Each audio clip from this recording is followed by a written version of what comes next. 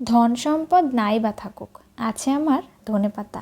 ঘ্রাণেই যার মন ভরে, স্বাদে কাটে দুঃখ ব্যথা। প্লেটে যদি একটু ধনেপাতা থাকে তাহলে খাওয়াটাই অন্যরকম হয়ে যায়, একদম রাজকীয় লাগে। কিন্তু এই ধনেপাতা দেখতে যত সাধারণ, এর গল্পটা কিন্তু ততটা সাধারণ নয়, একদমই অসাধারণ।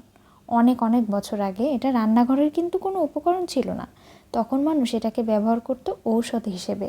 শরীরের ক্ষত সারাতে, পেট ঠিক রাখতে, শরীর ঠান্ডা রাখতে রাজবৈদ্যদের কাছে এটা ছিল ভীষণ মূল্যবান এক ভেষজ। আর সাধারণ মানুষ শুধু দেখেই অবাক হতো। সময়ের সাথে সাথে এই ধনেপাতা পাড়ি জমায় দূরের দেশগুলোতে, গ্রিক এবং রোমেও। সেখানে কিন্তু কেউ এটাকে ভর্তা বানাতো না বা ডালেও দিত না, বরং এর গন্ধ ব্যবহার করা হতো ঘরকে সুগন্ধ রাখতে। আর কাঁচা মাংস যাতে বেশি দিন ভালো থাকে সেই কাজেও লাগতো।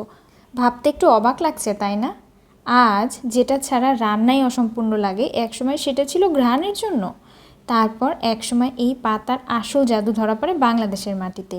এখানে ধনেপাতা আর শুধু পাতা থাকে না, এটা হয়ে যায় রান্নার শেষ ছোঁয়ার স্বাদের পরিচয়। রান্না যতই ভালো হোক, উপরে এক মুঠো কুচি ধনেপাতা না পড়লে যেন পুরোটাই অসম্পূর্ণ রয়ে যায়। তবে একটা মজার ব্যাপার আছে, সবার কাছে এই ঘ্রাণ একরকম লাগে না কিন্তু।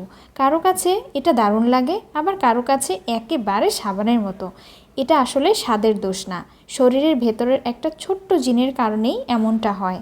আর যারা এই ঘ্রাণ ভালোবাসে তারা জানে এই ছোট্ট পাতার ভেতরে কতটা উপকার লুকিয়ে আছে। ধনেপাতা হজমে সাহায্য করে, শরীরকে হালকা রাখে, আর খাওয়ার আনন্দটাই কয়েক গুণ বাড়িয়ে দেয়। এই সব কিছু মিলিয়ে আজ প্লেটে এসেছে ধনেপাতা ভর্তা।